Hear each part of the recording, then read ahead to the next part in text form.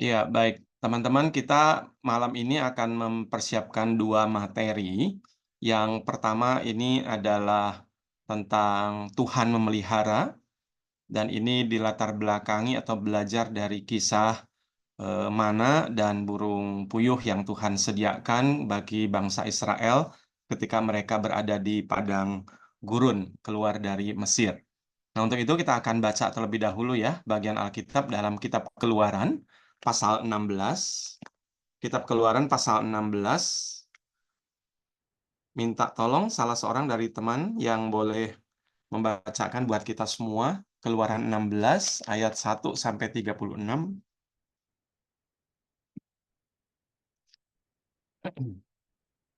Boleh minta tolong siapa yang menemukan terlebih dahulu, boleh tolong bacakan buat kita. Keluaran 16 ayat 1 sampai ayat 36. Setelah mereka berangkat dari Elim, tibalah segenap jemaah Israel di padang gunung Sin, yang terletak di antara Elim dan gunung Sinai. Pada hari yang ke-15 bulan yang kedua sejak mereka keluar dari tanah Mesir. Di padang gurun itu bersungut-sungutlah segenap jemaah Israel kepada Musa dan Harun, dan berkata kepada mereka, kalau kami mati tadinya di tanah Mesir oleh tangan Tuhan, ketika kami duduk menghadapi kuali berisi daging, dan makan roti sampai kenyang. Sebab kamu membawa kami keluar ke padang gurun ini untuk membunuh seluruh jemaah ini dengan kelaparan. Lalu berfirmanlah Tuhan kepada Musa, sesungguhnya aku akan menurunkan dari langit hujan roti bagimu. Maka bangsa itu akan keluar dan memungut tiap-tiap hari sebanyak yang perlu untuk sehari. Supaya mereka kucoba, apakah mereka hidup menurut hukumku atau tidak. Dan pada hari yang keenam, apabila mereka memasak yang dibawa mereka pulang, maka yang dibawa itu akan terdapat 2 kali lipat banyaknya dari apa yang dipungut mereka sehari-hari. Sesudah itu berkatalah Musa dan Harun kepada seluruh orang Israel, petang ini kamu akan mengetahui bahwa Tuhanlah yang telah membawa kamu keluar dari tanah Mesir. Dan besok pagi kamu melihat kemuliaan Tuhan, karena ia telah mendengar sungut-sungutmu kepadanya. Sebab, apalah kami ini, maka kamu bersungut-sungut kepada kami. Lagi kata Musa, jika memang Tuhan yang memberi kamu makan daging pada waktu petang dan makan roti sampai kenyang pada waktu pagi, karena Tuhan telah mendengar sungut-sungutmu yang kamu sungut-sungutkan kepadanya, apalah kami ini? Bukankah kepada kami sungut-sungutmu itu, tetapi kepada Tuhan? Kata Musa kepada Harun, katakanlah kepada segenap jemaah Israel, marilah dekat ke hadapan Tuhan, sebab ia telah mendengar sungut-sungutmu. Dan sedang Harun berbicara kepada segenap jemaah Israel. Mereka memalingkan mukanya ke arah padang gurun, maka tampaklah kemuliaan Tuhan dalam awan. Lalu berfirmanlah Tuhan kepada Musa, aku telah mendengar sungut-sungut orang Israel. Katakanlah kepada mereka, pada waktu senja kamu akan makan daging, dan pada waktu pagi kamu akan kenyang makan roti. Maka kamu akan mengetahui bahwa akulah Tuhan Allahmu. Pada waktu petang datanglah berduyun-duyun burung puyuh yang menutupi perkemahan itu. Dan pada waktu pagi terletaklah embun sekeliling perkemahan itu. Ketika embun itu telah menguap, tampaklah pada permukaan padang gurun sesuatu yang halus. Sesuatu yang seperti sisik, halus seperti embun beku di bumi. Ketika orang Israel melihatnya, berkatalah mereka seorang kepada yang lain, apakah ini? Sebab mereka tidak tahu apa itu. Tapi Musa berkata kepada mereka, inilah roti yang diberikan Tuhan kepadamu menjadi makananmu. Beginilah firman Tuhan, pungutlah itu, tiap-tiap orang menurut keperluannya. Masing-masing kamu boleh mengambil untuk seisi kemahnya, segomer seorang, menurut jumlah jiwa. Demikianlah diperbuat orang Israel. Mereka mengumpulkan, ada yang banyak, ada yang sedikit. Ketika mereka menakarnya dengan gomer, maka orang yang mengumpulkan lebih banyak tidak kelebihan, dan orang yang mengumpulkan sedikit tidak kekurangan. Tiap-tiap orang mengumpulkan menurut keperluannya. Musa berkata kepada mereka, seorang pun tidak boleh meninggalkan daripadanya sampai pagi. Tetapi ada yang tidak mendengarkan Musa dan meninggalkan daripadanya sampai pagi, lalu berulat dan berbau busuk. Maka Musa menjadi marah kepada mereka. Setiap pagi mereka memungutnya, tiap-tiap orang menurut keperluannya. Tetapi ketika matahari panas, cairlah itu. Dan pada hari yang keenam mereka memungut roti itu 2 kali lipat banyaknya. 2 gomer untuk tiap-tiap orang, dan datanglah semua pemimpin jemaah memberitahukannya kepada Musa. Lalu berkatalah Musa kepada mereka, Inilah yang dimaksudkan Tuhan. Besok adalah hari perhentian penuh, Sabat yang kudus bagi Tuhan. Maka roti yang perlu kamu bakar, bakarlah. Dan apa yang perlu kamu masak, masaklah. Dan segala kelebihannya, biarkanlah di tempatnya untuk disimpan sampai pagi. Mereka membiarkannya di tempatnya sampai keesokan harinya, seperti yang diperintahkan Musa. Lalu tidaklah berbau busuk dan tidak ada ulat di dalamnya. Selanjutnya kata Musa, makanlah itu pada hari ini, sebab hari ini adalah Sabat untuk Tuhan. Pada hari ini tidaklah kamu mendapatkannya di padang. 6 hari lamanya kamu memungutnya, tetapi pada hari yang ketujuh ada Sabat. Maka roti itu tidak ada pada hari itu. Tetapi ketika pada hari ketujuh ada dari bangsa itu yang keluar dan memungutnya, tidaklah mereka mendapatnya. Sebab itu Tuhan berfirman kepada Musa, Berapa lama lagi kamu berapa lama lagi kamu menolak mengikuti segala perintahku dan hukumku? Perhatikanlah, Tuhan telah memberikan Sabat itu kepadamu. Itulah sebabnya pada hari ke-6 ia memberikan kepadamu roti untuk 2 hari. Tinggallah kamu di tempatmu masing-masing. Seorang pun tidak boleh keluar dari tempatnya pada hari ketujuh itu. Lalu beristirahatlah bangsa itu pada hari ketujuh. Umat Israel menyebutkan namanya mana. Warnanya putih seperti ketumbar dan rasanya seperti kue madu. Musa berkata, beginilah perintah Tuhan. Ambillah segomer penuh untuk disimpan turun-temurun, supaya keturunan mereka melihat roti yang kuberi kamu makan di padang gurun, ketika aku membawa kamu keluar dari tanah Mesir. Sebab itu Musa berkata kepada Harun, ambillah sebuah buli-buli, taruhlah mana di dalamnya segomer penuh, dan tempatkanlah itu di hadapan Tuhan untuk disimpan turun-menurun. Seperti yang diperintahkan Tuhan kepada Musa, demikianlah buli-buli itu ditempatkan Harun di hadapan tabut hukum Allah untuk disimpan. Orang Israel makan mana 40 tahun lamanya, sampai mereka tiba di tanah yang didiami orang. Mereka makan mana sampai tiba di perbatasan tanah Kanaan. Adapun segomer ialah 1/10 eva. Iya, terima kasih Ika ya. Suaranya bagus, jelas. Ya, kita akan bahas tentang Tuhan memelihara dan contoh yang dipakai ini adalah kasus bangsa Israel setelah mereka keluar dari Mesir, lalu dalam perjalanan menuju tanah Kanaan, mereka harus melewati padang pasir ya atau padang gurun istilahkan di situ. Istilah padang gurun biasanya dipergunakan untuk menunjukkan daerah yang tidak ada penduduk ya, daerah yang tidak ada orang yang menempati begitu. Dan kenyataannya padang gurun ini sebagian besar adalah padang pasir, dan ya. Jadi bisa dibayangkan daerah itu adalah daerah yang relatif pasti panas ya pada waktu malam, pada waktu siang, lalu dingin pada waktu malam, dan relatif sangat keras ya kondisi alamnya. Jadi perlu kita bayangkan kondisi mereka sangat berbeda dengan kondisi kita di Indonesia ya, dengan anak-anak kita yang tinggal di kota besar seperti Surabaya ya, banyak pepohonan, gedung, ruangan ber-AC dan segala macam. Itu gambaran yang sangat bertolak belakang dengan kondisi bangsa Israel pada waktu itu. Nah, dalam kondisi yang semacam itu terjadilah situasi di mana mereka itu mengeluhkan keadaan.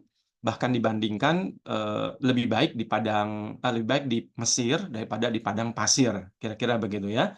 Karena di Mesir mereka masih mendapatkan, kenyamanan berupa makanan. Tapi ketika di padang pasir mereka mengalami kelaparan karena begitu sulitnya kondisi alam, ya. Nah, itulah yang menjadi konteks atau latar belakang di mana Tuhan menyatakan pemeliharaannya, ya, dengan berupa memberikan mana dan burung puyuh. Baik, nah disinilah kita akan menolong ya anak-anak di dalam, eee, pemahaman mereka tentang kehidupan ya dengan alam yang berbeda dibandingkan bangsa Israel. Anak-anak tetap diusahakan untuk bisa memahami bagaimana Allah itu adalah Allah yang memelihara, ya. Dan salah satu, tujuan kognisinya secara pengetahuan, Alkitabnya diharapkan anak-anak bisa menceritakan secara garis besar bagaimana Allah memelihara bangsa Israel di padang pasir, padang gurun dengan memberikan mana atau roti dari surga istilah begitu ya, roti dari langit dan, burung puyuh. Nah itu secara, eee, kognisinya, tujuan pembelajarannya. Begitu juga untuk anak-anak yang lebih besar ya, tapi diharapkan yang lebih besar mungkin mereka bisa lebih merelasikan ya, relate kehidupan mereka secara pribadi yang mungkin punya kekhawatiran tentang kehidupan, pribadi ya, tentang keluarga, tentang sekolah mungkin, ya. Nah, diharapkan anak-anak bisa melihat bahwa dalam keadaan mereka seperti itu, Tuhan memelihara, ya. 2 hari yang lalu saya bertemu dengan seorang anak yang harus menghadapi situasi yang sangat tidak nyaman ya, tentang kondisi keluarganya. Dan itu pasti sedikit banyak mempengaruhi, gambaran dia tentang masa depan, dirinya maupun keluarganya. Nah, saya hanya bisa menguatkan dia bahwa Tuhan tidak akan pernah meninggalkan dia, ya. Tuhan tidak akan meninggalkan dia sendirian, setidaknya ada banyak orang yang memperhatikan. Setidaknya ada gereja, tempat di mana dia mendapatkan, pertolongan yang dari Tuhan, ya. Karena itulah kita yakin percaya bahwa Tuhan selain akan menyatakan pemeliharaannya secara, spektakuler ya, misalnya melalui mujizat seperti yang dialami oleh bangsa Israel dan juga banyak tokoh Alkitab, tapi juga kita lihat bagaimana Tuhan memelihara, anak-anaknya melalui sesamanya, melalui, orang-orang atau, anak-anak Tuhan yang lainnya, ya. Kita lihat banyak sekali kasus-kasus di dalam, Alkitab. Beberapa yang misalnya cukup, genting misalnya, kita lihat kasusnya Naomi, ya, ketika suami dan kedua anak lakinya mati di tanah asing, lalu ketika dia pulang ke kampung halaman dalam kepahitan sampai namanya diganti bukan Naomi, tapi menjadi Mara, tapi Tuhan memakai keluarganya untuk mengambil, eee, Rut menjadi istri, lalu kemudian melahirkan keturunan keluarga Daud. Itu sesuatu yang di luar dugaan kan gitu ya. Nah, itu sesama yang dipakai oleh Tuhan. Nanti di Perjanjian Baru juga banyak ya, orang-orang yang dalam kesusahan, misalnya gereja mula-mula, banyak orang di Yerusalem ketika bertobat pada hari Pentakosta, mereka dalam perjalanan di Yerusalem itu jauh dari kampung halaman, begitu lama merayakan Pentakosta 50 hari, ya 7 minggu, sampai kehabisan bekal dan segala macam. Lalu ketika mereka jadi orang Kristen, itu tentu mengalami pergumulan yang tidak mudah. Baik secara sosial mereka dianggap kelompok sektarian, secara finansial sangat mungkin mereka kehabisan bekal, ya. Karena itulah ketika dalam kesusahan, seorang Yusuf dalam kekayaan yang dia miliki menjual tanah, lalu dia membagikannya melalui para rasul. Nah, itu salah satu contoh ya bagaimana Tuhan memelihara kehidupan. Nah, ini beberapa hal yang mungkin nanti, teman-teman, sekalipun mungkin dalam cerita tidak dimasukkan, tetapi itu yang membingkai kita ya pada waktu menjelaskan kepada anak-anak. Bahkan mungkin dalam saat-saat tertentu di luar cerita, kita mungkin perlu melakukan pastoral ya kepada anak-anak tertentu yang ada di kelas kita, yang kita tahu mungkin mereka mengalami kesulitan di dalam kehidupan ya, bahwa Tuhan juga tetap memelihara mereka ya. Jadi, itu yang saya rasa kita perlu sama-sama pahami dulu, bahwa pelajaran tentang Tuhan memelihara, eee di dalam kelas nanti kita bisa pakai, latar belakang, orang-orang Israel ya, yang ada di padang gurun. Tapi di dalam keseharian mungkin kita bisa melihat yang lebih relevan ketika mungkin anak-anak kita mengalami sebuah pergumulan. Kita bisa menceritakan juga kisah-kisah yang lain yang mungkin lebih bisa dipahami, bisa lebih, eee, mempunyai relasi dengan kondisi anak-anak yang kita mungkin hadapi, ya. Baik, nah saya coba ingin mengajak kita melihat secara sepintas tentang situasi yang dialami oleh bangsa Israel ketika berada di padang pasir, ya. Jadi kalau kita lihat di dalam ayat ini tadi dikatakan bahwa pada hari yang ke-15, bulan yang kedua, maka disebutkan di situ adalah 45 hari, ya. Karena kurang lebih 1 bulannya juga 30 hari, maka hari ke-15 pada bulan kedua itu kurang lebih 45 hari setelah mereka keluar dari Mesir. Orang Israel mulai merasa bahwa mereka mengalami situasi yang di luar dugaan gitu kan ya. Sampai dia katakan ayat 3 mereka mulai bersungut-sungut, ya. Seolah-olah ingin mengatakan, lebih baik di Mesir daripada di padang pasir. Di Mesir itu masih ada banyak makanan ya, yang membuat mereka bisa terjamin kenyang, tapi di padang pasir malah mereka menjadi kelaparan. Nah, dalam kondisi begitulah mereka, bersungut-sungut ya.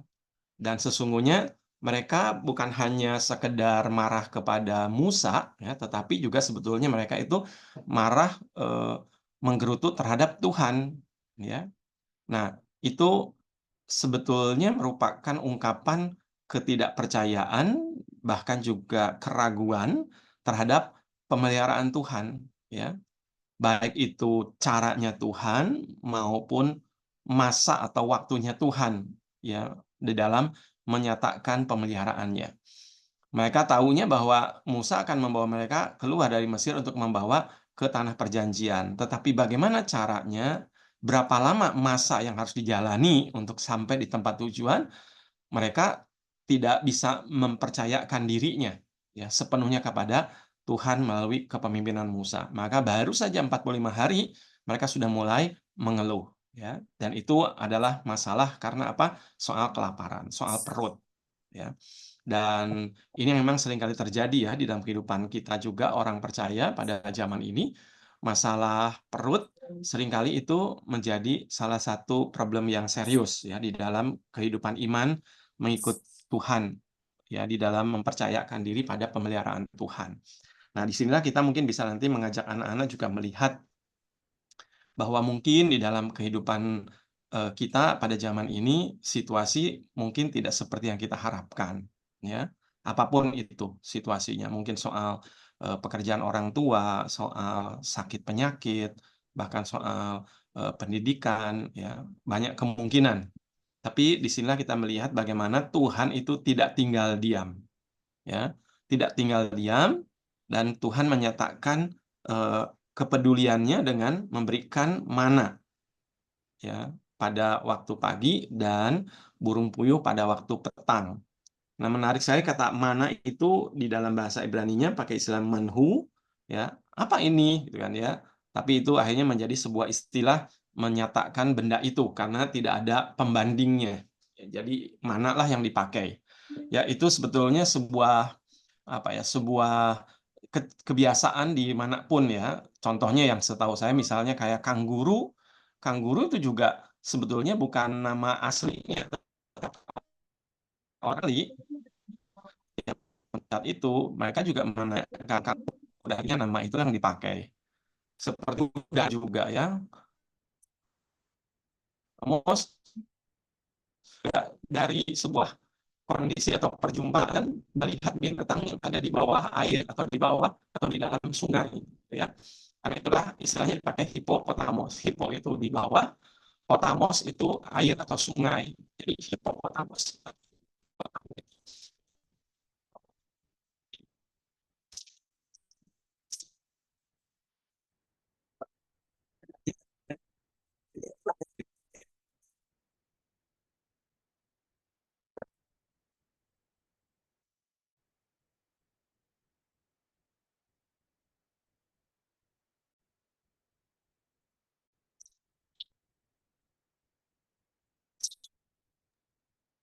Suara hilang ya.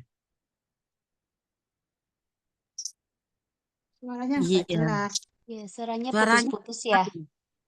tadi Iya, putus-putus, sekarang hilang. hilang Ya, sekarang betul. suaranya.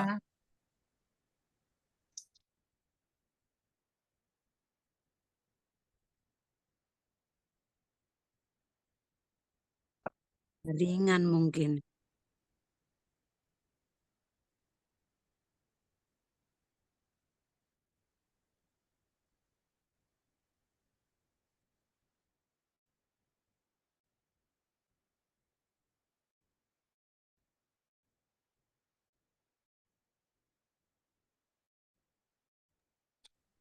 Yang di link persiapan itu kok kayaknya salah ya. Materi ke-14 itu Tuhan memelihara. Tapi ini sudah tak ganti.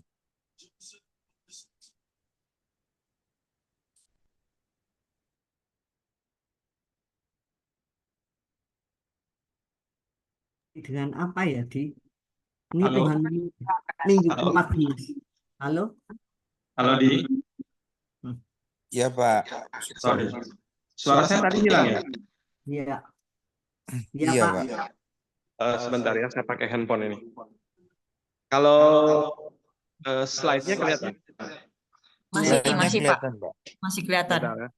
Sebentar.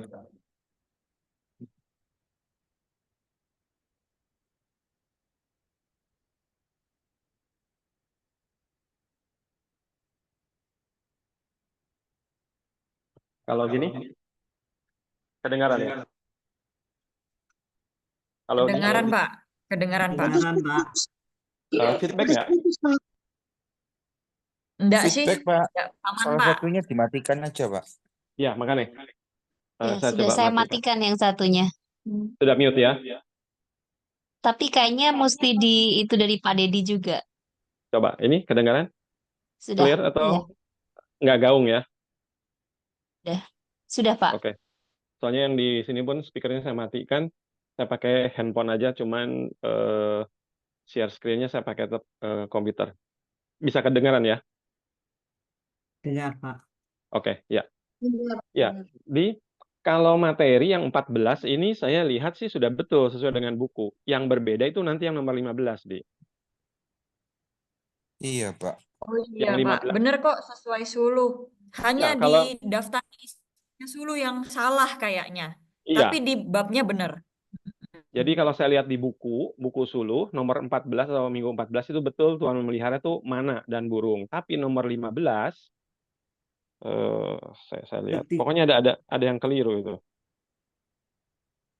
Jadi saya 12 ganti ini. nanti.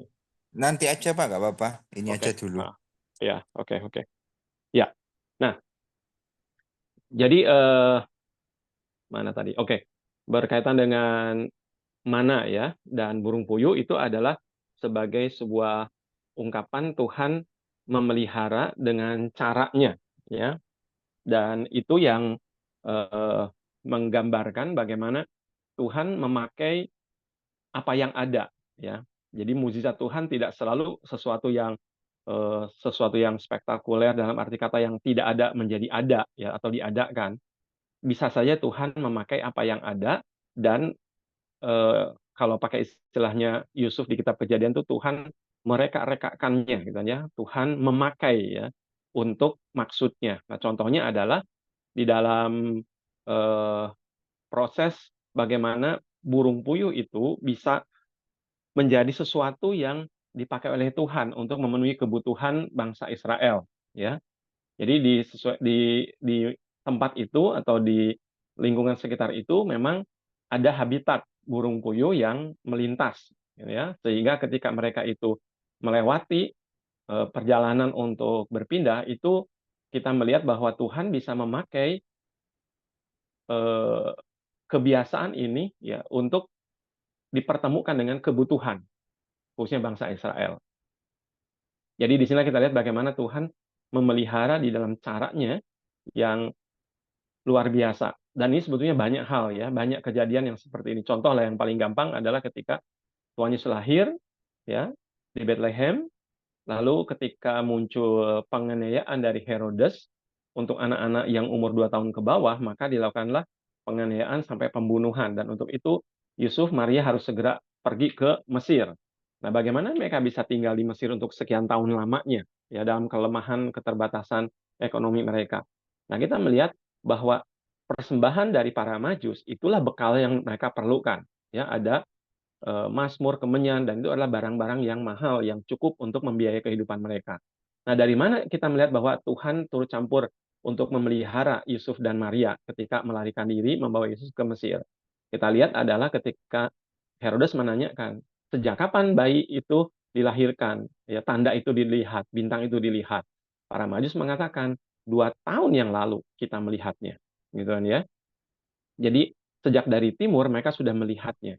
Dari mana 2 tahun itu? Yaitu tandanya anak yang dibunuh itu umur 2 tahun ke bawah. Jadi sejak dilihat kapan?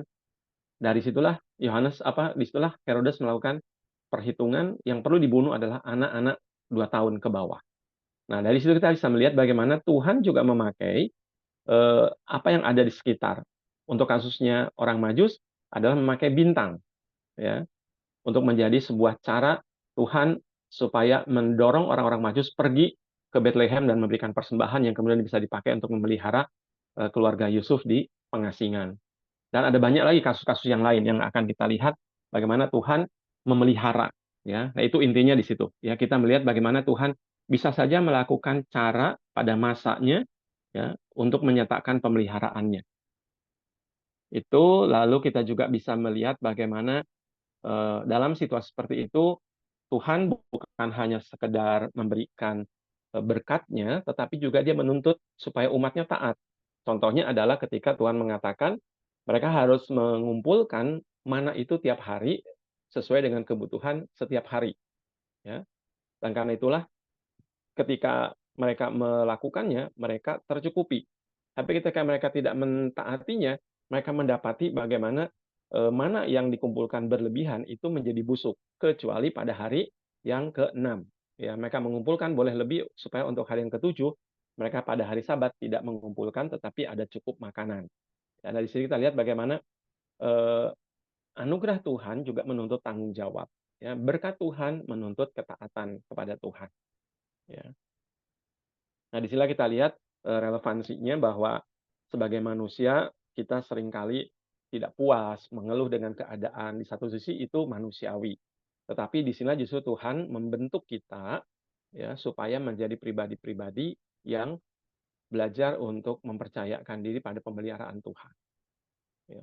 Maka di situ kita mendorong anak-anak supaya mereka semakin hari boleh semakin mengenal Tuhan dan mengerti apa yang menjadi rencana kehendak Tuhan, dan istilah belajar untuk mentaati pemeliharaan Tuhan pada masanya, ya, pada caranya Tuhan. Ya. Nah, kita mungkin bisa berbagi ya sedikit mungkin tentang pengalaman pribadi kita. Pernah nggak kita ini menggerutu, dan dalam situasi apa biasanya kita mengeluh? Di dalam perjalanan hidup kita, bagaimana perjalanan iman kita? Apakah kita pernah merasakan sebuah kekhawatiran yang berlebihan, ya, tentang bagaimana kita nanti akan menjalani kehidupan ini? Mungkin ada teman-teman yang pernah punya pengalaman dan belajar dari pengalaman itu, kita menjadi lebih mengenal Tuhan, menjadi lebih percaya kepada pemeliharaan Tuhan. Silakan, mungkin ada hal yang bisa diceritakan, atau kalau bahkan mungkin itu cocok untuk diberitakan ke anak-anak, mungkin juga menjadi sebuah ilustrasi yang bisa kita gunakan di dalam kelas nanti. Silakan, mungkin ada yang punya pengalaman iman seperti itu. Silakan.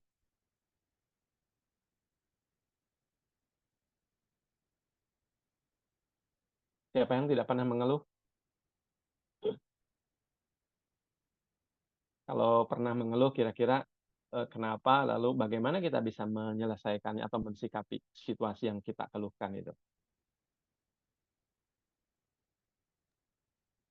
Ya, saya Pak Dedi. Ini siapa ya? Suara Bu Emi ya? Emi. Oh ya, Ya, silakan Bu Emi. Siapa Bu? ya. Saya merasakan kehidupan Tuhan memelihara seperti Tuhan memelihara bangsa Israel pada saat memberikan mana di mana. Kalau saya melihat kehidupan saya, benar-benar Tuhan memelihara kehidupan kami ya. Waktu itu saya sedikit cerita sharing waktu saya mau punya anak kembar ya, Jenny Jessie itu, waktu saya dikasih anugerah Tuhan, saya terus terang waktu punya hamil itu saya kaget. Sempat kan dokter bilang anak saya itu kembar 3. Sempat saya berpikir saya bagaimana cara menghidupi mereka, karena terus terang saya kerja ikut orang waktu itu kan, jadi terus terang kami kan bingung untuk ngatur keuangannya ini gimana, cara ngidupin anak-anak ini gimana kalau misalnya Tuhan kasih kami berkat 3 anak gitu ya Pak Dedi. Jadi 4 malah ya? Kemudian iya, sempat dokter juga 1 sempat plus 3 lihat ya? wajah 1 plus saya 3. waktu di USG, bilang selamat Bu, anaknya 3. Saya udah mukanya tuh nggak karu-karuan, pucat gitu loh Pak Dedi, karena belum siap, karena kami belum siap, kami nanti mau hidupi anak-anak ini gimana caranya. Tapi waktu itu dokter sempat juga bilang, Bu, kalau Tuhan mempercayakan 3 anak, Tuhan pasti akan mencukupkan semuanya. Saya sungguh-sungguh mengamini itu, dan perjalanan terus berlalu. Saya kemudian pada saat persalin itu begitu banyak, Tuhan sudah berjalan di depan kami, sudah depan kehidupan saya. Waktu itu kami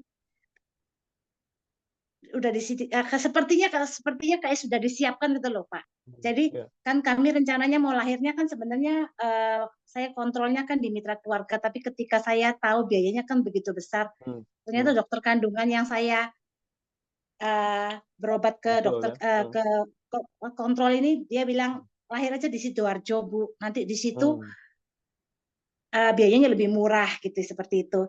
Ya. Oke, pada saat mau melahirkan terus saya masuk rumah sakit, terus persalinan, ternyata setelah proses persalinan semua dilancarkan. Nah, pada saat pembayaran tuh yang luar biasa, Pak Dedi. Saya melihat benar-benar Tuhan mencukupkan semua. Pada saat itu kan ditanyai sama admin, Bu, ada asuransi. Nah, kami kan enggak punya asuransi. Kalau maternity kan mesti harus Ya. bayar dulu ya, Pak ya. Ya.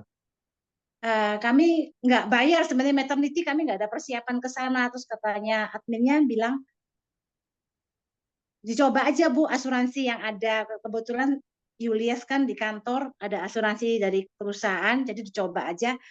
Ternyata puji Tuhan Pak, biaya yang kami keluarkan itu terus terang hanya untuk biaya berobatnya, biaya kamarnya Jenny Jessie aja. Jadi dari seluruh biaya persalinan itu saya hanya bayar cuma mengeluarkan uang 2 juta aja Pak, dari sekian puluh juta yang harus kami keluarkan. Nah, saya melihat benar-benar apa ya, melalui kayak dokter, melalui apa, Tuhan itu sudah sediakan semua, dan saya terus terang sangat di luar pikiran kita ya. Jadi karena saya berpikir apa yang tidak pernah kita pikirkan itu Tuhan sudah sediakan dalam kehidupan kami terutama Pak.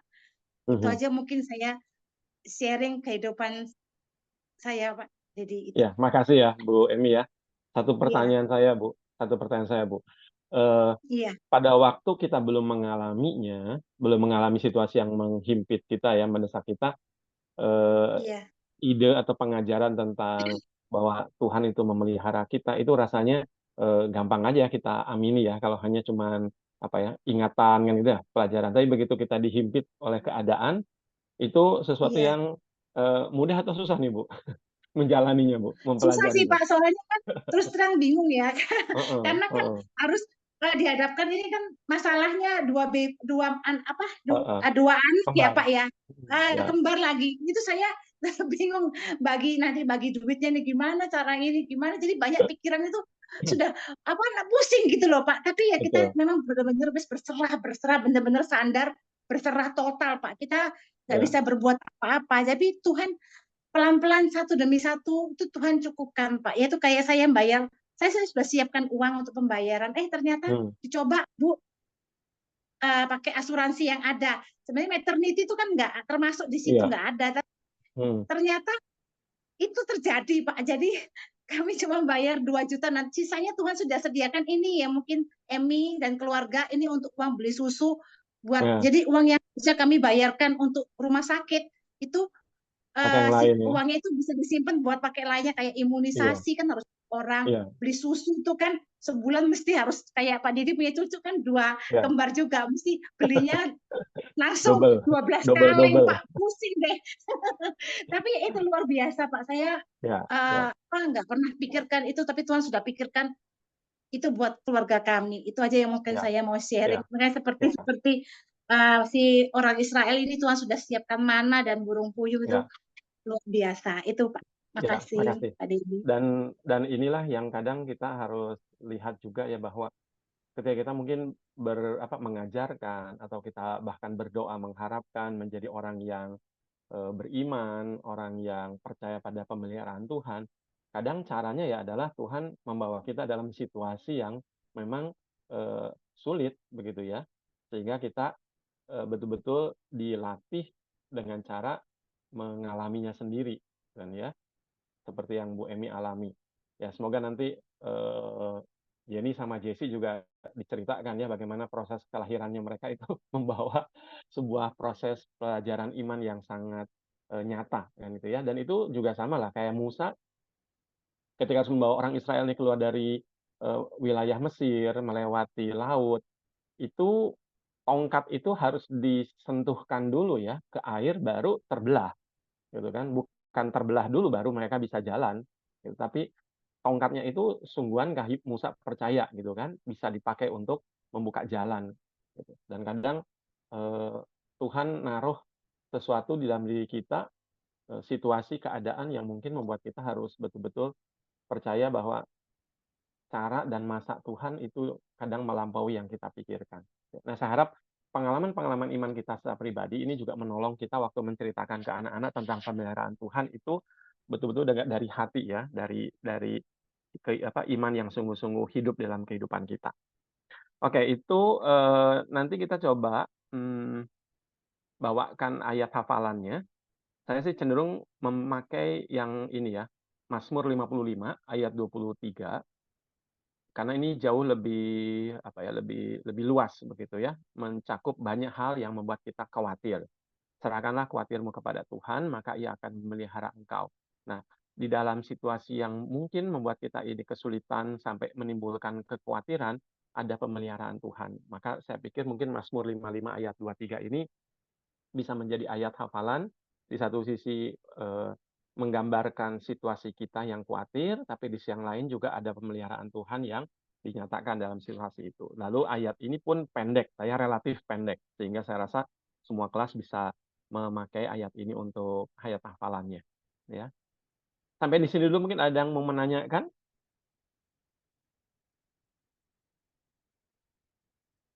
Kalau enggak, kita akan masuk dulu ke yang nomor 15 ya. Tadi saya catat di sini yang nomor 15 ini akan mengajar yang pagi Ika, yang siang Bu Emi, lalu juga ada teman-teman yang lain ya, Mbak Vivin.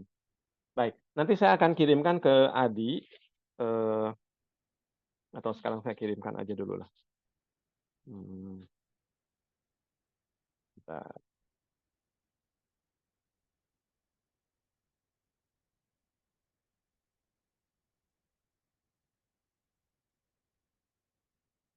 Adi, saya kirimkan berupa gambar yang bisa dipakai untuk mungkin kalau sesuai ya, tentang 12 Oh iya Pak, pengintai. Sudah ini ya? dari Sudah. komik Alkitab kan Pak, ya. Betul. Nah itu saya lihat ada sekitar 12 atau 13 gambar yang mungkin bisa dipakai. Kalau cocok silahkan. Oke, Itu apa ya, urut-urutannya lah ya. Tinggal nanti bahasanya, pengkalimatannya disesuaikan oleh masing-masing yang akan menyampaikan firman Tuhan. Nah tadi saya sampaikan bahwa untuk yang nomor 15 ini saya lihat ada hal yang tidak sesuai ya di dalam catatan di Suluh itu nomor atau minggu yang ke-15 itu judulnya Tuhan menyertai, bahannya itu bilangan 13 dan bilangan 14. Tapi cerita yang disampaikan di situ adalah Gideon ya di buku Suluh itu. Padahal seharusnya kalau dilihat dari bilangannya, bilangan 13 itu adalah tentang kisah ke-12 pengintai ya. Dan kalau dilihat dari urut-urutan dari mulai yang 13, 14, lalu harusnya ke-15 itu harusnya memang bilangan 13 tentang bagaimana bangsa Israel akan masuk ke tanah Kanaan. Karena kalau yang tadi kan 14 itu kan bangsa Israel keluar dari Mesir dalam perjalanan gitu ya.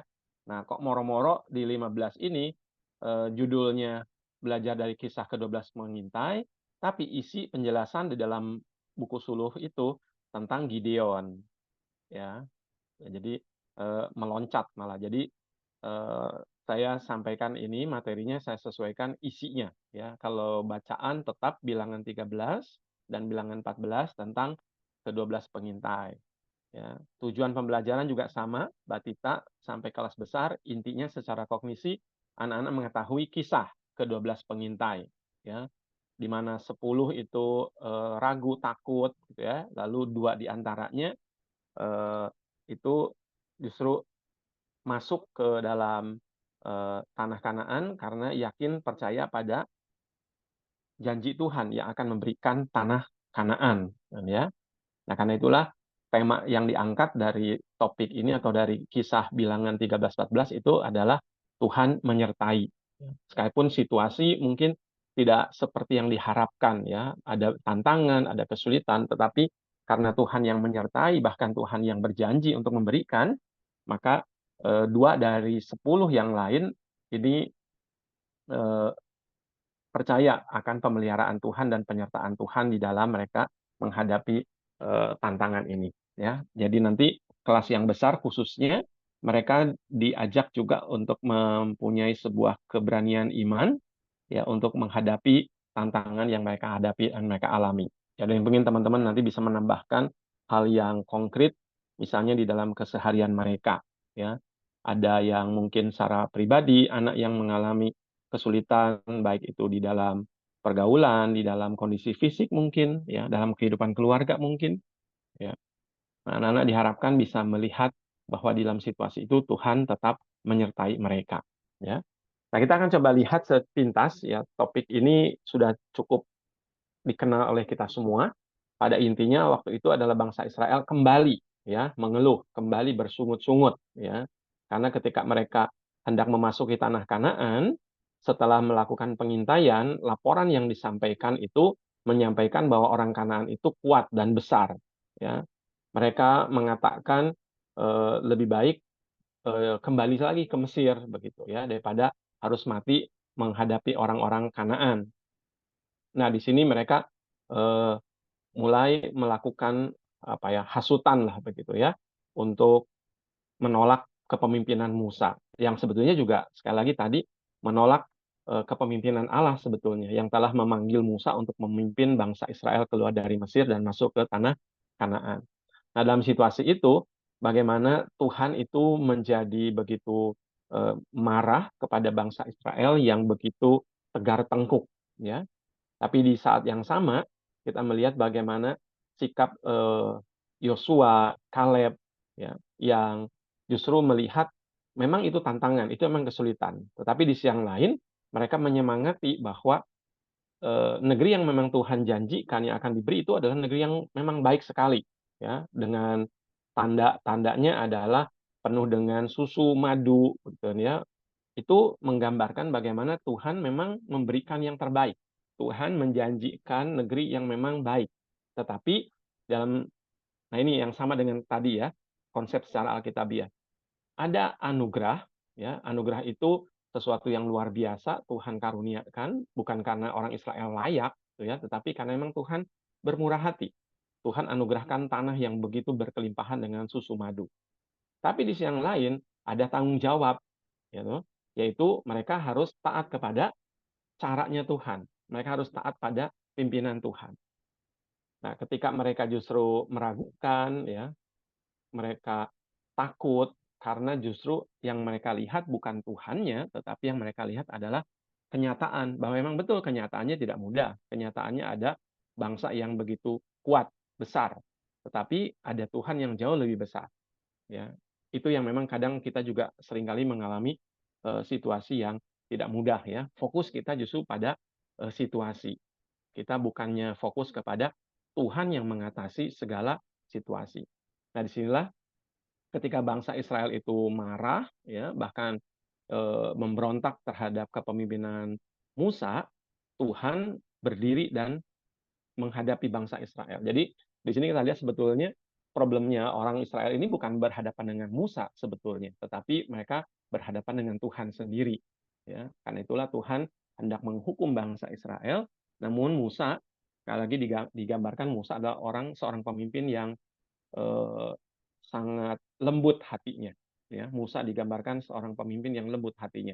Dia berkali-kali mendapatkan pemberontakan bahkan dari saudaranya sendiri, ya, dari Harun, dari Miriam, tetapi Musa memintakan pengampunan, ya. Sekali lagi di sini adalah terhadap bangsa Israel. Dan Tuhan mengabulkan permohonan Musa dengan mengampuni bangsa Israel. Sekali lagi di situ ada anugerah Tuhan. Tetapi sekali lagi anugerah berdampingan dengan tanggung jawab, ya. Maka Tuhan menghukum orang-orang yang di usia 20 tahun ke atas, mereka tidak akan menikmati tanah Kanaan, ya. Mereka akan mati di padang gurun, ya. Hanya Yosua dan Kaleb, ya, itu yang diizinkan untuk memasuki tanah Kanaan, ya. Bahkan kalau kita lihat Musa pun tragis, ya, tidak boleh tidak boleh masuk ke tanah Kanaan. Tapi itu untuk kasus yang lain, ketika bangsa Israel begitu tegar tengkuk, Musa menjadi sangat marah, lalu memukul batu untuk mengeluarkan air, dan di situ Tuhan memandang Musa tidak menghormati kekudusan Tuhan, seolah-olah Musa melakukan itu dalam kuasanya sendiri, gitu kan ya. Dan disitulah Tuhan menghukum Musa tidak boleh masuk ke tanah Kanaan.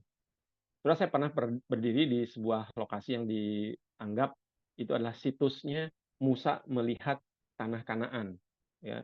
Dan itu adalah sebuah tempat yang cukup tinggi, melihat ke bawah lembah dari kejauhan sebelah kiri misalnya itu ada Laut Mati, ya. Lalu kejauhan lurus ke depan itu ada daerah yang kelihatan hijau begitu, itu daerah aliran Sungai Yordan.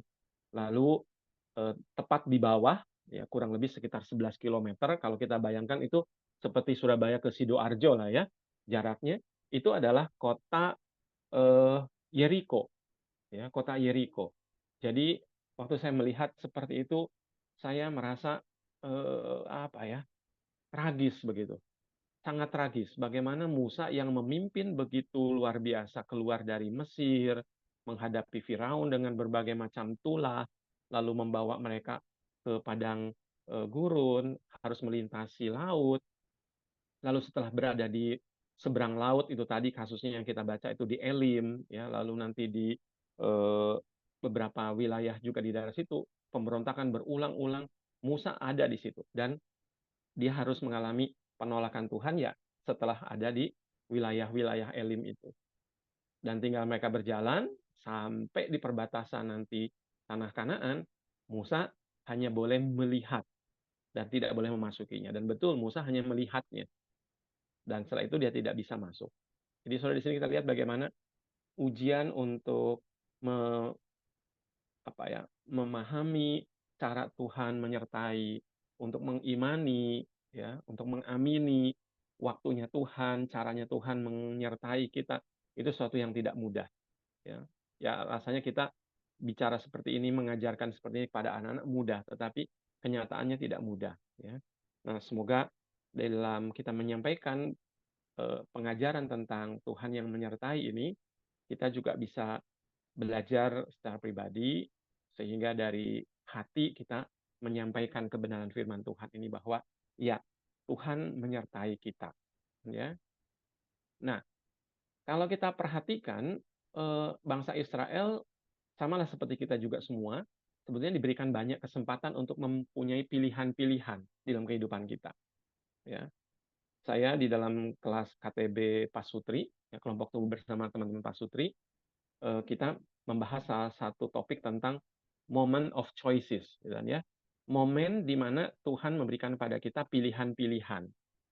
Dan ini pun sama, bangsa Israel diberikan oleh Tuhan kesempatan untuk melakukan pilihan. Memilih untuk mempercayai Tuhan, atau mereka lebih melihat kepada penglihatan mata jasmani mereka. Melihat bahwa Tuhan lebih besar dari masalah mereka yang memang besar. Ya, itu adalah pilihan-pilihan yang harus kita ambil. Nah, bangsa Israel memilih untuk takut kepada bangsa-bangsa yang ada di tanah Kanaan dan tidak percaya kepada penyertaan dan kuasa Tuhan dalam caranya Tuhan. Ya.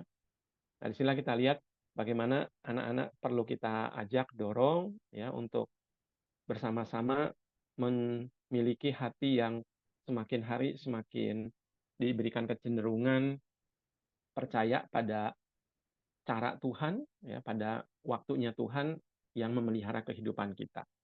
Ya. Baik, ini ayat hafalannya saya usulkan kalau bisa, kalau perlu dua ya, bisa dibedakan. Anak yang kecil kita bisa pakaikan Yesaya, janganlah takut, sebab aku ini menyertai engkau. Saya memperhatikan anak kecil itu kan kata takut itu konkret buat mereka ya, sesuatu yang sangat nyata dalam kehidupan mereka. Tetapi disitulah kita mengajak mereka untuk percaya bahwa ada Allah yang menyertai mereka di dalam perjalanan dalam ketakutan mereka. Nah, tapi untuk anak yang lebih besar, saya rasa mungkin baik kalau kita mengajak anak-anak menghafal ayat yang memang sangat penting ketika nanti mereka semakin dewasa, ya. Filipi 4 ayat 6.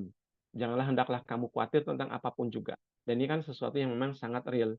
Akan banyak kekhawatiran tentang apapun gitu ya dalam kehidupan. Tetapi ada sebuah realita yang lain, realita yang lebih besar yang harusnya menolong mereka, gitu. Yaitu realita tentang Allah yang bisa kita hampiri di dalam doa, di dalam permohonan, bahkan dalam ucapan syukur tentang segala hal yang kita hadapi, yang kita alami. Ya, jadi saya usulkan kalau bisa untuk yang teman-teman kelas besar kita kasih Filipi 4 ayat 6. Dan untuk anak-anak yang kecil kita berikan ini saja, enggak apa-apa. Karena ini lebih relevan juga ya untuk anak-anak yang kecil, ketakutannya banyak hal, entah mungkin takut tidur sendirian, takut di sekolah, takut dengan sesuatu yang baru, misalnya. Nah, di sini kita bisa memberikan dorongan bahwa ada Allah yang menyertai mereka dalam situasi itu. Dan untuk gambar tentang orang-orang ini, orang-orang 12 pengintai, tadi saya kirimkan ke Adi gambar yang bisa dipakai kalau di kelas diberikan alat peraga atau TV ya, mungkin bisa ditayangkan di situ. Cukup menolong ya, gambar-gambar itu urut-urutannya menggambarkan situasi yang dihadapi oleh 12 pengintai. Baik, sampai di sini dulu. Mungkin ada teman-teman yang mau menanyakan atau menambahkan sesuatu, silakan.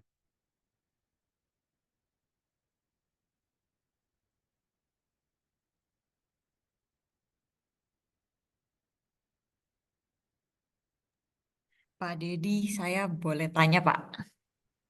Oke, sebentar. Ini siapa ya? Ini Josephine ya? Josephine. Oh ya, Ya, ya.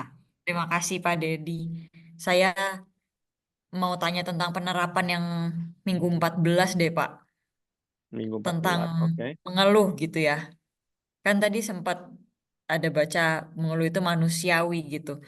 Nah, cuma praktisnya gimana ya Pak? Maksudnya mengajarkan ke anak-anak supaya tahu seolah-olah kayak oh mengeluh yang gini boleh, tapi mengeluh yang begini jangan gitu. Atau ya mendingan sekalian aja kalau bisa sebisa mungkin jangan mengeluh gitu Pak. Gimana ya baiknya?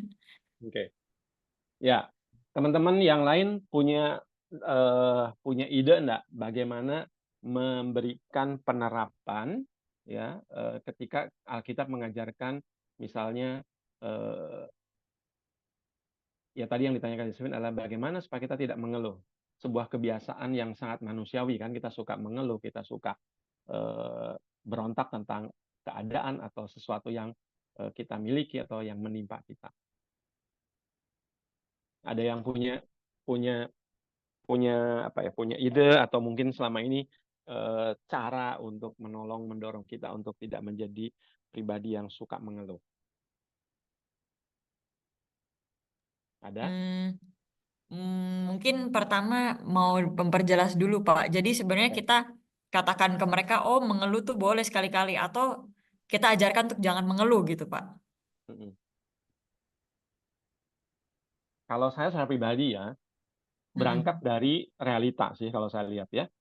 Karena lihat Alkitab pun selalu mendekati realita yang ada dalam kehidupan, tetapi juga menunjukkan realita yang lebih besar, yang melampaui itu. Artinya begini, kenapa Tuhan mengatakan jangan kamu khawatir? Ya karena kita khawatir, kan gitu ya. Misalnya, hendaklah kamu mengucap syukur dalam segala hal. Kenapa? Karena kita suka tidak mengucap syukur dalam segala hal, kan gitu ya. Jadi saya lihat Alkitab value-nya atau nilai-nilai spiritual yang diajarkan, yang disampaikan itu memang sedang membalikkan gitu kan ya, sesuatu yang memang menjadi kecenderungan kita. Contoh lah misalnya Tuhan Yesus mengatakan, barang siapa mau mengikut aku dia harus menyangkal dirinya. Kenapa? Karena memang kita menyangkal diri itu artinya tidak setuju dengan diri kita ya, tidak setuju dengan kecenderungan kita, baik itu mungkin pikiran ataupun keinginan kita. Nah, kalau ikut Tuhan Yesus, dibilang harus menyangkal diri, harus tidak setuju dengan diri kita sendiri. Nah, kenapa? Ya karena memang kita cenderung mengasihi diri sendiri, cenderung ingin memuaskan keinginan kita sendiri. Maka ketika menjadi pengikut Kristus, kita justru harus berlawanan, dan lawan yang paling berat adalah lawan diri sendiri, kan begitu. Nah, kalau dikaitkan dengan mengeluh, ya kalau saya sih mungkin lebih mengajak anak-anak apa yang biasanya kita keluhkan kan gitu. Sebenarnya kita sedang mancing kan ya, sedang mengajak anak-anak untuk mengidentifikasi dirinya sendiri, mengeluhnya dalam hal apa, gitu kan ya. Nah, setelah itu baru kita menyampaikan bahwa Tuhan mengajar kita untuk tidak mengeluh. Yaitu apa? Prinsipnya adalah marilah kita mengucap syukur, ya kan? Gitu loh. Mengeluh kan lawannya adalah bersyukur. Bersyukur untuk apa? Di dalam segala hal kan gitu ya. Nah, itu kan sesuatu yang melingkupi semua hal yang kita keluhkan. Ya, nah, tinggal nanti memang sangat relevan menjadi lebih konkret kalau kita setelah dengar misalnya anak mengatakan mengeluh soal harus bangun pagi ke sekolah, gitu kan ya, mengeluh sorry ya, misalnya ada yang kondisi ekonominya sangat terbatas sehingga dia tidak bisa jajan seenaknya, dia tidak bisa beli ini itu. Nah, setelah kita tahu identifikasi apa yang mereka keluhkan, nah barulah di situ kita bisa menyampaikan yang konkret tentang bersyukur itu apa, gitu kan ya. Sekalipun dalam kemiskinan, sekalipun di dalam apa tadi harus bangun lebih pagi untuk sekolah, harus belajar lebih misalnya.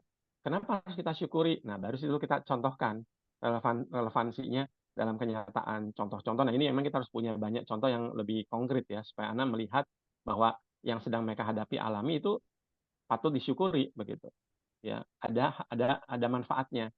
Saya pribadi misalnya, kalau saya bicara sama anak remaja, anak SMP, SMA, saya bisa kasih contoh saya sendiri lah. Saya waktu usia-usia remaja seperti itu, saya punya nggak yang saya keluhkan? Punya.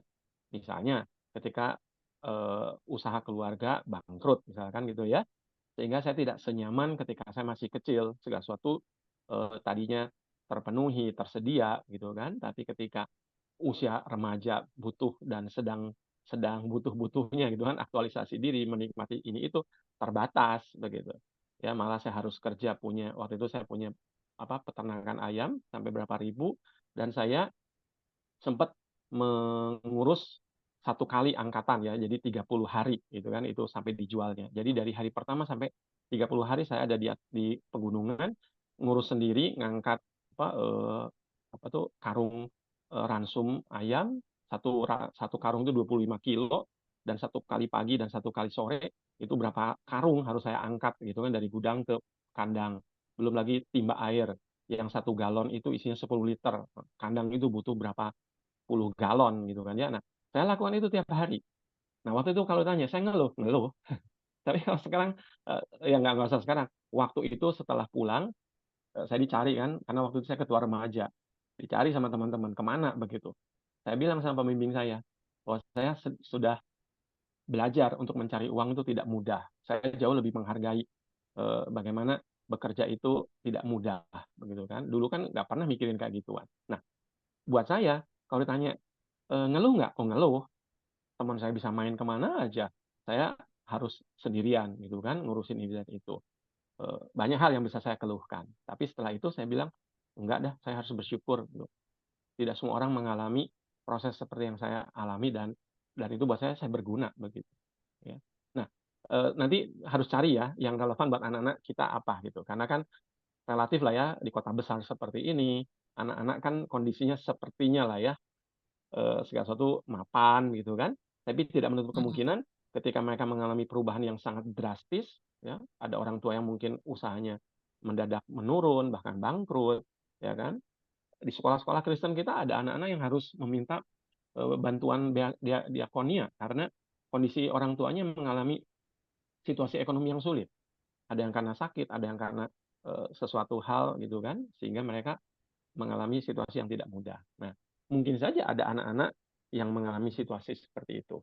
Ya, nah disinilah relevansinya tentang bagaimana kita tetap boleh percaya ada Tuhan yang memelihara, gitu ya. Ya, jadi memang mau nggak mau akan lebih menolong kalau kita tahu kira-kira anak-anak kita ini pengalaman hidupannya seperti apa kan gitu ya, sehingga kita sedikit banyak mungkin bisa merelevansikan. Tapi kalaupun enggak, ya mungkin waktu kita selesai cerita, waktu ngobrol-ngobrol atau ada aktivitas, kita ngomong-ngomong gitu kan, siapa tahu kita tahu gitu kan, oh anak ini ngalamin ini, ngalamin itu. Nah, mungkin penerapannya baru kita bisa lakukan secara personal gitu kan, tanpa harus di bagian cerita kita gitu. Ya. Karena toh proses kita mengajarkan firman Tuhan ini kan nggak cuma satu kali waktu cerita di depan kelas kan ya. Itu bisa menjadi proses yang anytime, waktu di dalam kelas maupun di luar kelas, waktu aktivitas mungkin itu kan kita bisa menyampaikan pesan-pesan firman Tuhan. Ya. Itu ya Yosefin ya. Thank you ya untuk ini juga untuk Ya, memperdalam terima kasih Pak Dedi atas penjelasannya. Saya pribadi dulu ya waktu di Tunas, saya dengar banyak cerita sih tentang Alkitab. Dan jujur dibilang kalau sampai hari ini saya ingat nggak ceritanya. Hampir semua saya lupa kecuali satu, tentang Bileam. Itu kisah Bileam itu tok satu yang saya ingat dalam cerita di Tunas. Tapi kalau saya ditanya,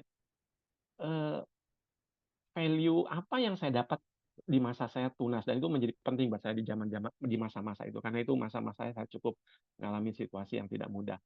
Yaitu ketika pembina saya itu ngajak saya gitu loh, pergi hari Minggu selesai kelas Tunas ke rumahnya dengan 6 atau 7 anak remaja laki untuk jadi vokal grup anak remaja laki, ya kan. Nah, relasi itu membuat saya menjadi dekat sama dia, seorang pembina yang bukan hamba Tuhan, dia seorang penatua, tapi dia sangat concern dengan kami ya, anak-anak Tunas waktu itu. Nah, dia itu ngajak saya pergi keliling ke pasar-pasar tradisional untuk masukkan barang-barang seperti cuka, bumbu-bumbu, begitu ya.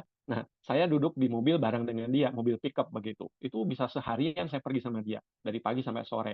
Lalu bawain barang-barangnya, dia masukin ke pasar-pasar, lalu ambil uangnya dari pedagang-pedagang. Nah, obrolan-obrolan di dalam mobil itulah yang membentuk saya banyak. Firman Tuhan itu jadi cerita di dalam relasi sepanjang perjalanan itu gitu. Jadi kalau ditanya apakah di dalam kelas banyak yang saya ingat, umumnya saya tidak terlalu banyak yang ingat gitu kan ya. Karena mungkin waktu itu hanya ceritanya saja kan, cerita Alkitabnya yang disampaikan. Tapi ketika ngobrol ya kan, itu malah banyak hal yang relevan dengan keseharian gitu.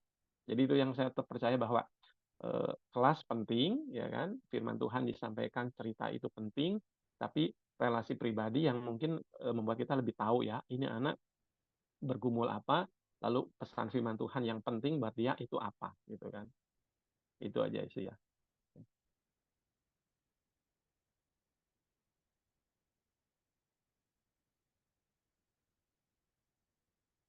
Ya, ada lagi mungkin teman-teman?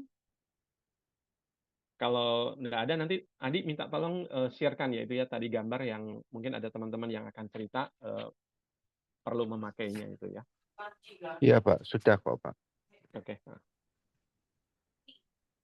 Ada lagi teman-teman? Kalau nggak ada, mungkin kita bisa akhiri. Saya stop share-nya dulu.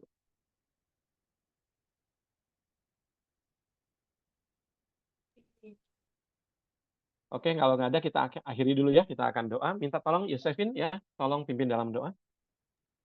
Ya, baik. Saya akan pimpin dalam doa. Mari kita bersatu dalam doa. Bapa kami yang baik, terpujilah nama-Mu ya Tuhan. Kami bersyukur Tuhan sudah izinkan kami, hamba-hamba-Mu yang tidak layak, ini ya Tuhan. Terima kasih Tuhan sudah mempercayakan firman-Mu yang begitu berharga kepada kami, bisa menyampaikannya ke anak-anak. Bersyukur ya Tuhan atas Pak Dedi yang hari ini sudah membantu kami dalam persiapan. Kiranya Tuhan terus pakai hamba-Mu ya Tuhan untuk menyampaikan kebenaran-Mu kepada banyak jiwa-jiwa Tuhan yang pelihara juga Pak Dedi supaya bisa kuat, sehat terus dalam menjalani pelayanan ini ya Tuhan. Ya Tuhan, ke depannya kami para guru-guru sekolah minggu akan mempersiapkan masing-masing. Kiranya Roh Kudus-Mu yang pimpin kami supaya kami terlebih dahulu menikmati firman ini. Sehingga ketika kami menceritakan pada anak-anak, kami bisa ceritakan dengan penuh keyakinan. Kami bisa menyaksikan kehidupan kami juga, dan kami bisa menyampaikannya sebaik mungkin. Kiranya firman ini menyentuh anak-anak, membuat mereka sadar betapa Allah yang menyertai mereka itu adalah Allah yang hebat, yang hadir bersama mereka. Terima kasih ya Tuhan, menyerahkan aktivitas kami ke depannya dalam hari ini dan juga pelayanan-pelayanan kami yang lain semua dalam tangan Tuhan saja. Dalam nama Tuhan Yesus dan pertolongan Roh Kudus kami berdoa. Amin. Amin. Makasih ya.